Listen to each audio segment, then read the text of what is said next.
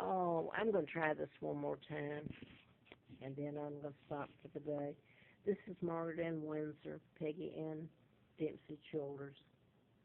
The name they gave me when they kidnapped me in 41 from Buckingham Palace and brought me to Moulton, Alabama, gave me the name of the twin, Peggy Ann Dempsey. I married to Childers. Both twins were dead. They had been murdered by their mom, and I grew up in this atmosphere, which I've put on tapes prior. So I'm going to get to this. This is my day. This is the reason I've gone through this.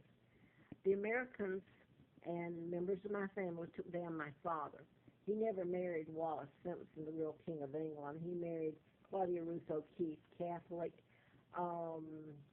Irish-American, who gave up her religion for the Church of England, but members of my family didn't like it. Joe Kennedy, ambassador, Roosevelt, my own uncle, who became the illegal monarch, and he worked for the American government, he and Elizabeth, signed treaties that were illegal. They're traitors. This is 39 when he's with Joseph Kennedy. Joe Kennedy was ambassador with Roosevelt, President Roosevelt. I was born in 39. That was the meeting, and I was kidnapped in 41. This is Lizzie and all her finery that was stolen and flaunted. So I'm going to leave out. This is the guy who assumed my father's identity and married Wallace Simpson. My father never had anything to do with Spy. By the way, she was illegitimate too, and I wasn't, but I was called that. The twins were illegitimate. Their mother killed them, and that's on another tape there. You should, if you're interested, see that. I'm going to say this. Everything that I have, since I came here, my jobs were shut down in 86.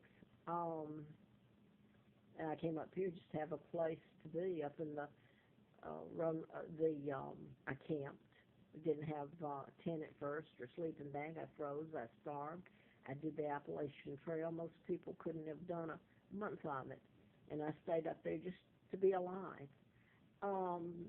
So I'm going to skip to this because I couldn't get the other one up. It ran over. So I'm just going to skip to this. I'm allergic to chemicals. Then my immune system shut down, fight against itself. So polyurethane, glue, varnishes. I should be able to go to most places and live. I get around on buses and everything's fine. It's when it's deliberately put in my residency, and it's been everywhere I've been. So my body is broken down. My liver, my kidneys, my veins are breaking. And this is when Terry Sawyer, he's with a federal agency here, that's responsible for going in and getting these people to comply.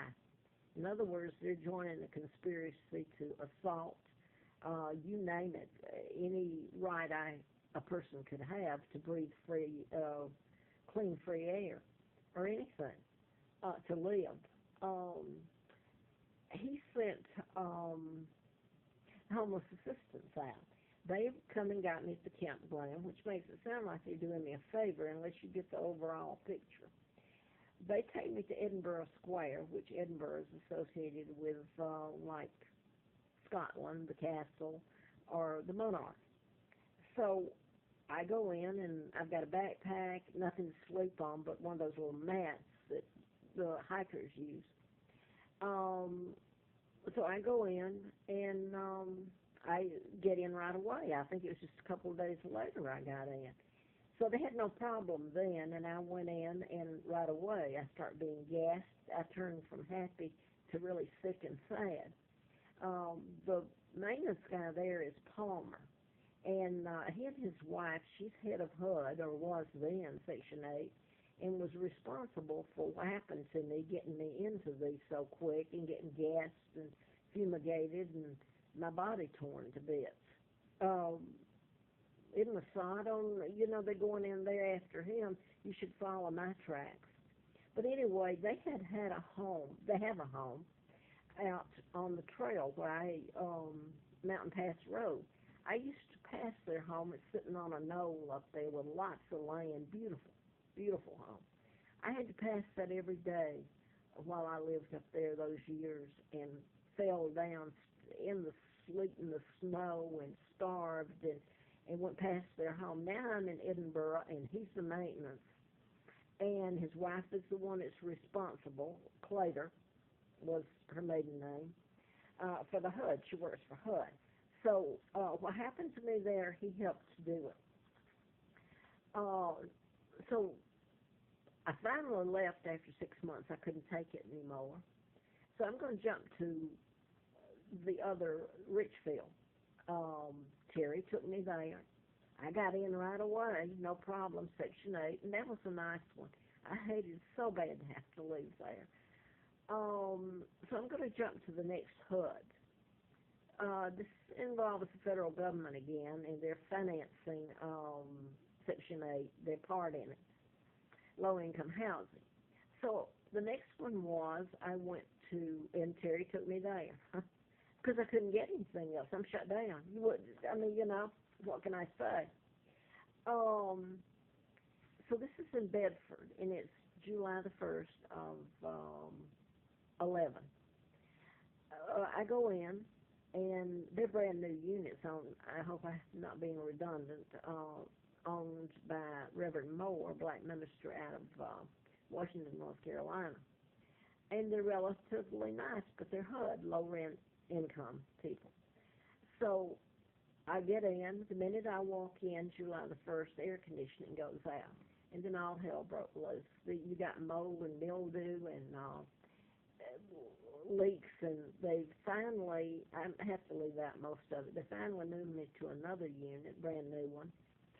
And I'm looking right up at the Bedford War Memorial, which celebrates, like Great Britain is one really, they had the British flag flying with the Americans. They've got me, the monarch, standing there. My window, kitchen window, looks up at it. So I'm having to look at this crap. And the 4th of July was celebrated while I'm there with the firecrackers and all this, besides what they're doing to me. I stay there, sick as I was, till exactly 7 months, February the 28th of 12. Just before I left, they hired a new maintenance guy, and he was a retired Navy SEAL. And they wrote in their little pamphlet, their newsletter, how great it was to have him there. What an asset. And here they're killing me.